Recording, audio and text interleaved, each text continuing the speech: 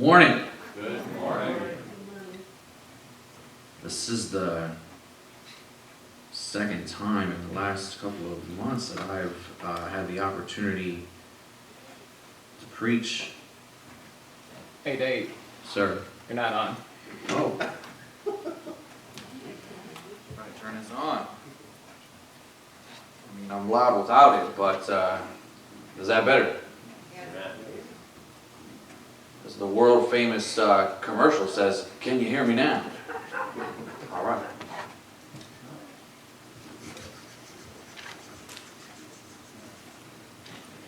Today we're going to take an adventure through my favorite gospel, the Gospel of John.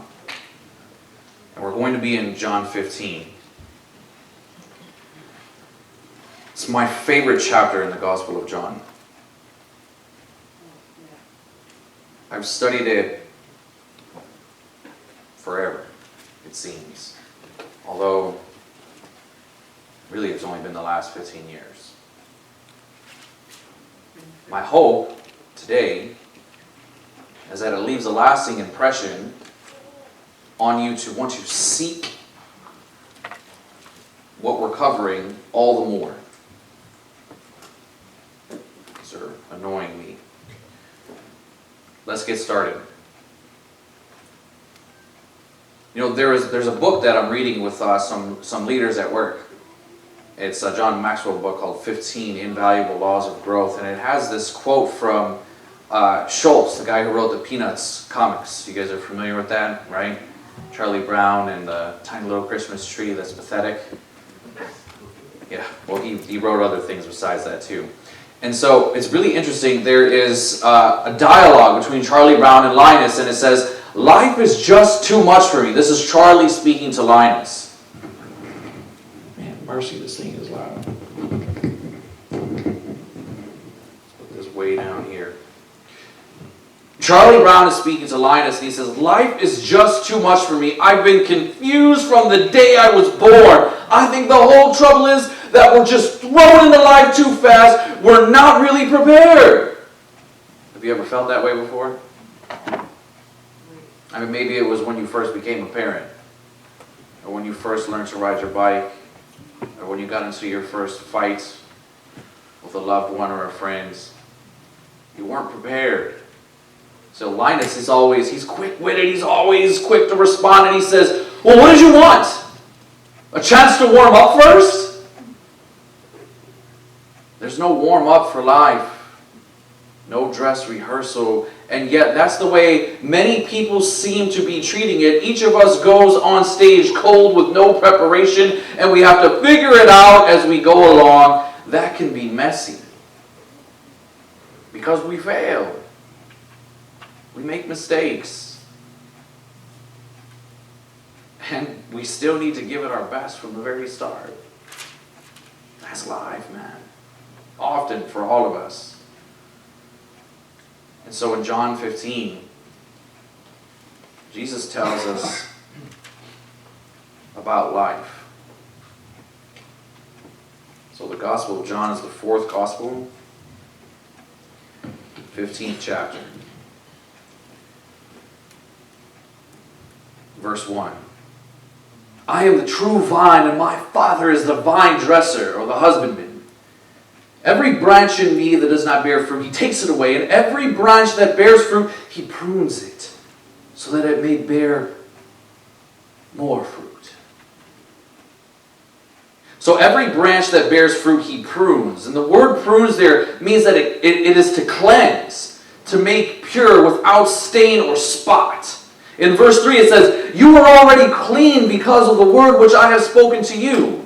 Now this is fascinating because if you compare John 15 to John 13, what you have is that Peter says, remember, when Jesus is doing all the foot washing, "No, Lord, if you're going to wash me, you have to wash all of me, right head to toe." So he tells them by the words that they have already heard, that he has spoken to them, they are already clean. Verse 4, "Abide in me and I in you. As the branch cannot bear fruit of itself unless it abides in the vine, so neither can you unless you abide in me." Amen. So what you're seeing here, just like everyone, has anyone planted a garden recently? Some of us, right, yes, some of us. Maybe you're watching online and you planted a garden. Oh, okay, good. So you've planted a garden at some point in time in your life, and so it bears fruit, but it doesn't do it on its own. It's not like those little shoots that come off all of a sudden, boop, they're just popping with fruit, but there's sustenance, there's life in which it derives itself from. From that seed that is planted and that stalk that grows up, right? And Jesus is comparing this to the same thing. And probably the vine, grapes, is one of the best metaphors that you could possibly think of to use here. Specifically, if you think about the Last Supper and what he had told them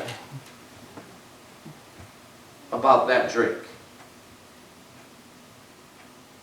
And how they could drink of that cup. And how it would be poured out. And it would be his last.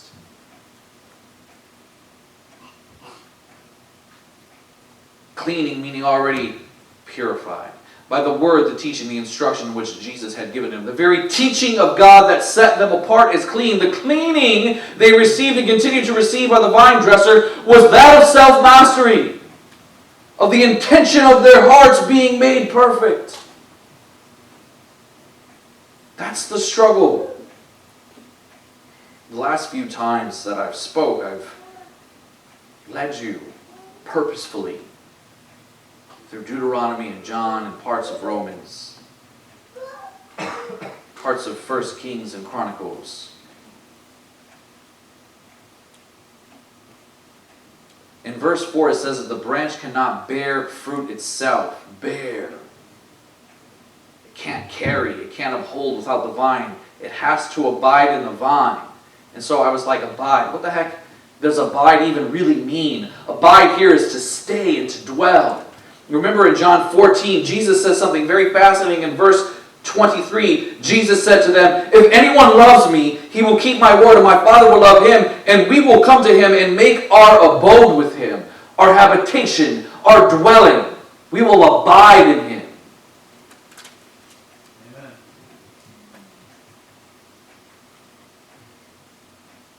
In 1 John 3:14, if you'd like to turn there, 1 John. It'll just be a brief, short stop in 1 John 3, verse 14.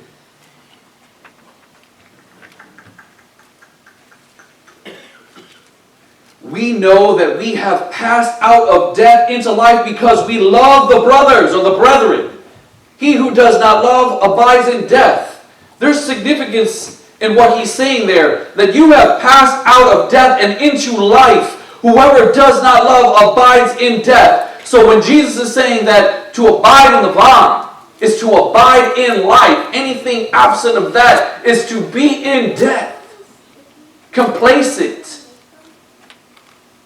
The first sign of complacency is the beginning of decay. Complacency kills. And Jesus is talking about the branch and the vine. And how it will be pruned, made better, to produce more fruit. Yeah. To abide in his love, to stay there. That is where life is. To have life is to have love. I mentioned it already before. It's to reside, to take up residence, to dwell, to make your habitation. In the Gospel of John chapter 1 it says that the Word became flesh and dwelt among us.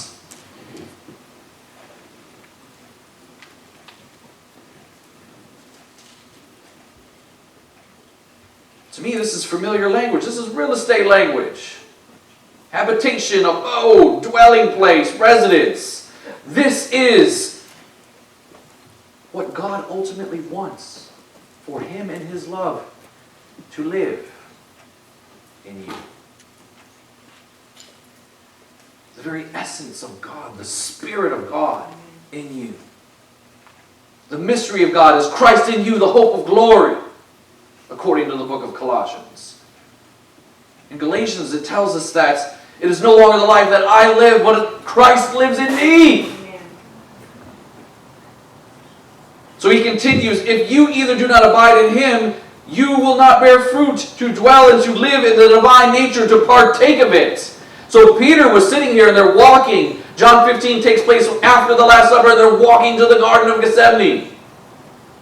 And so Peter, after this experience, after the death and resurrection of Jesus, in 2 Peter 1, 3 through 4, he says, His divine power has granted to us all things. Some things? All things. That pertain to life and godliness. That pertain to life and godliness. Through the knowledge of Him who is called to us by His own glory and excellence, by which He has granted to us His precious and very great promises, so that through them you may become partakers of the divine nature. Partakers of the divine nature. Having escaped from the corruption that is in this world. Did you think ever in your life that you could partake of the divine nature? You can draw life from God. Power from God. Love from God. The branch can't bear fruit without it.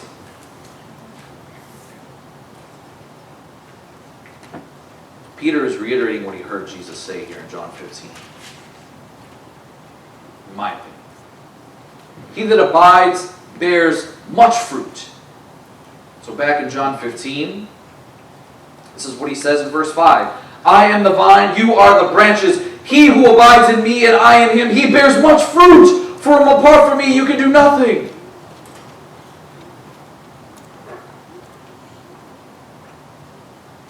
Much, if you look at the word, means a great multitude of fruit.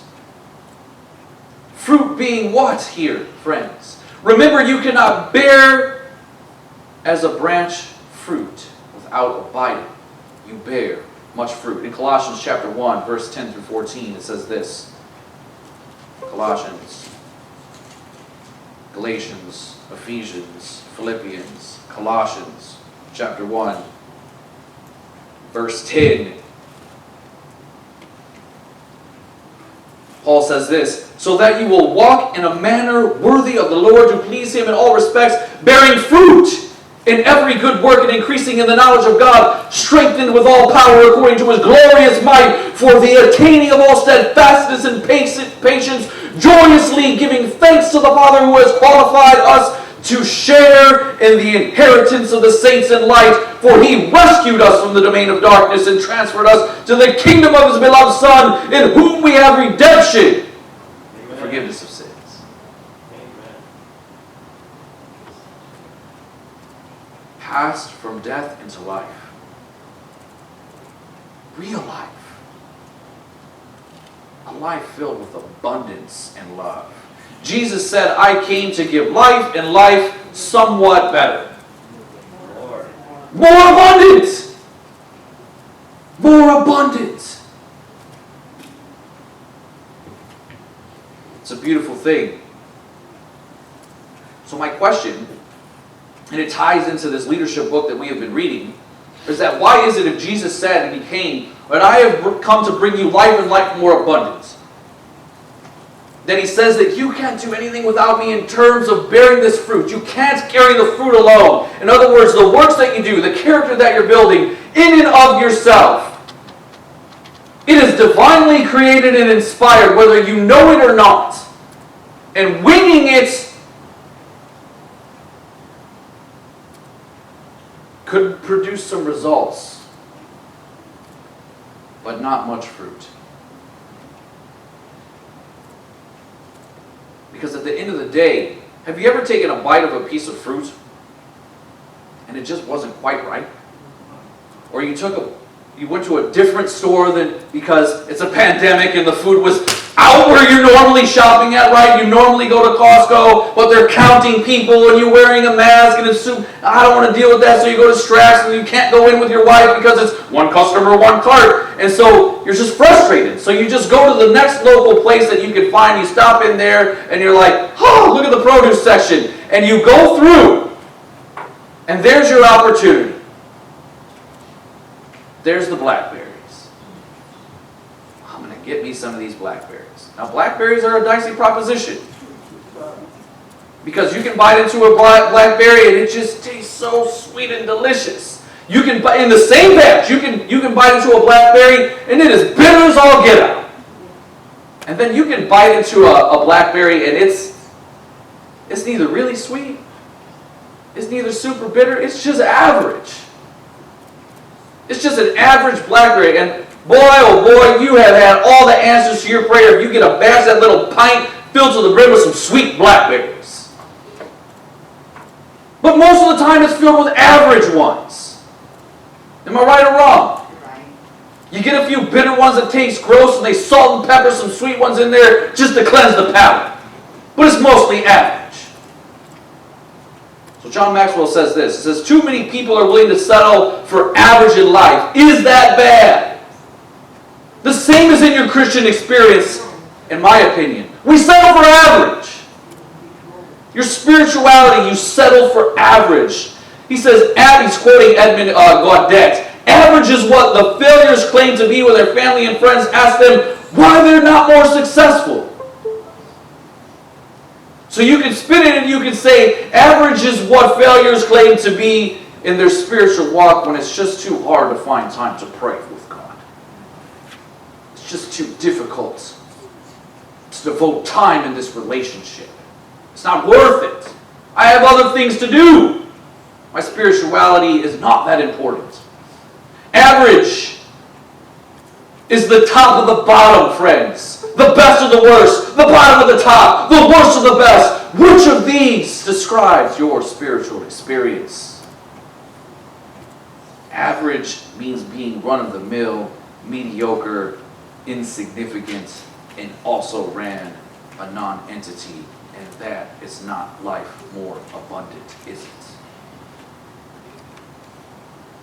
That's not what Jesus came to do. That's not what he is telling this parable, this story about the branch and the vine. He didn't say that the branch will produce average fruit. Mediocre. I came to bring life filled with mediocrity. No. Continues. The real tragedy is the tragedy of the man or the woman who never in his life braces himself for his one supreme effort, who never stretches to his full capacity, never stands up to his full stature. We must be aware of the gap that stands between us and our potential and let the tension of that gap motivate us to keep striving to become better. The same, friends, is in your spiritual world. What is the gap between what will improve your relationship with God and what won't? Identify it and attack it ruthlessly like you were Michael Jordan trying to win his sixth and final championship.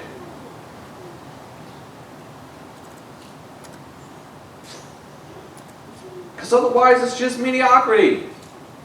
Who cares? We're just going through the motions anyways. It's not that important. Or is it? Verse 7, John 15.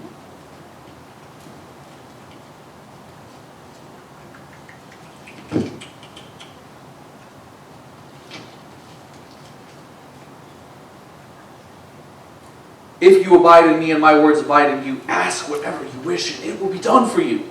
My Father is glorified by this, that you bear much fruit and so prove to be my disciples. In verse 13, bless you, is where it starts to really take off and get very powerful. Verse 13, greater love has no one than this, that one laid down his life for his friends. So I've always understood this as, well, that's Jesus saying that he's going to go to the cross. Pretty plain and simple, cut and dry. The man himself is talking. That's got to be what it means. Greater love has no one than this, that one laid down his life for his friends. So I started looking, what does it mean to lay down?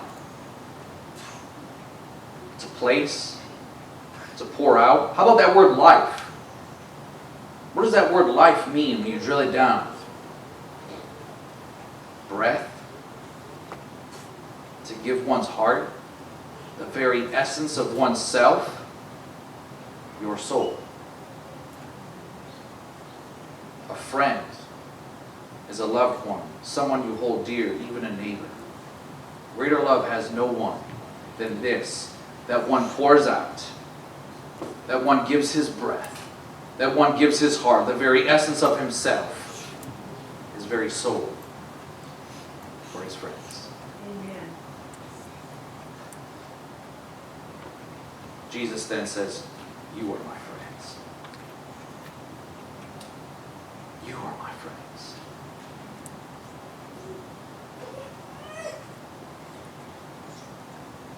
(16 and 17) it says, you did not choose me, but I chose you and appointed you that you would go and bear fruit, and that your fruit would remain, or that your fruit, in some translations, says that your fruit would abide. It's the same word used previously. So that whatever you ask of the Father in my name, He may give it to you. This I command you, that you love one another. Amen.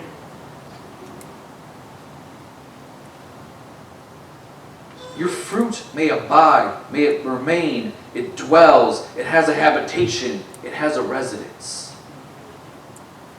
Just as we read earlier in John 15, as I alluded to in John 14, that fruit, the life that you receive from God, the fruit that remains, is that which others will behold.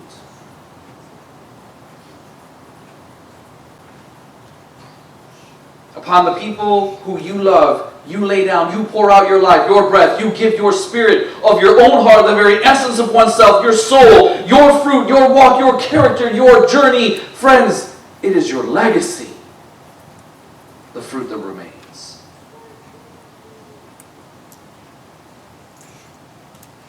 With the blood and the Spirit of God within you. The fruit that remains, your character, when one takes a bite of it, I can assure you it is not average. It is not mediocre. It tastes sweet. Amen.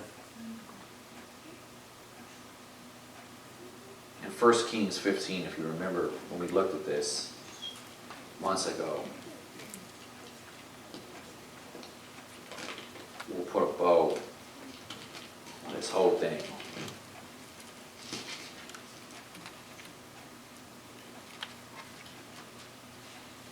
First Kings 15, 9. So in the 20th year of Jeroboam the king of Israel, Asa began to reign as king of Judah. He reigned 41 years in Jerusalem, and his mother's name was Maacah, and the daughter of Absalom. And Asa did what was right in the sight of the Lord, just like David his father did. Now we covered all of this stuff in a previous thing, so I want you to think about it in this regard. He did everything that he could in order to make right those who needed to have true worship restored. In verse 14 it says, the high places were not taken away. So he did all of these things in order to establish worship back into the land of Israel. But in verse 14 it says, the high places were not taken away. Nevertheless, the heart of Asa was wholly devoted to the Lord all of his days. We covered previously in 2 Chronicles 25, 1 and 2, that Amaziah, another king, was 25 years old when he began to reign, and he reigned 20 and 9 years in Jerusalem, and his mother's name was Jehoiada of Jerusalem, and he did that which was right in the sight of the Lord. The same as Asa, if you remember. We just read it. And yet it says, but not with a perfect heart. So Asa did some things that would help people draw closer to God. And then there were some things he just chose not to do, forgot to do, mistakenly didn't do, whatever. He didn't do it. He made a mess of it, perhaps. Maybe you could look back at the reign of Asa and you would, as from your human standpoint, you could say Asa was a failure. Amaziah, he did everything right. But his heart wasn't perfect. And it says that Asa, he devoted, or the intent of his heart. was perfect in the Lord all of his days. 2 Kings 23, 24. Chapter 23, verse 24. Moreover, Josiah removed the mediums and the spiritists and the teraphim and the idols and all the abominations that were seen in the land of Judah and in Jerusalem, that he might confirm the words of the law which were written in the book that Hilkiah the priest found in the house of the Lord. Before him there was no king like him, who turned to the Lord with all of his heart, with all of his soul, and with all of his strength, according to the law of Moses, nor did any like him arise after him. Fulfilling Deuteronomy 6:4-8. Hear, O Israel, the Lord is one. You shall love the Lord your God with all of your heart, with all of your soul, and with all of your strength. When Jesus was asked, what's the most important commandment? He says it is two. It is to love the Lord your God with all of your heart, with all of your soul, and with all of your strength, and to love your neighbor as yourself. And this is the centerpiece, the fulcrum of John 15. Old holiness preacher Beverly Carradine in the book Better Ways states, the worshiper is made perfect, not the perfection of Christ or of angels, but God perfects his work in the heart by the removal of inbred sin, with conscious grace brought in his heart. The man feels that he loves God with a perfect heart. Ezekiel states that I will give them an undivided heart and put a new spirit in them. I will remove from them their heart of stone and give them a heart of flesh.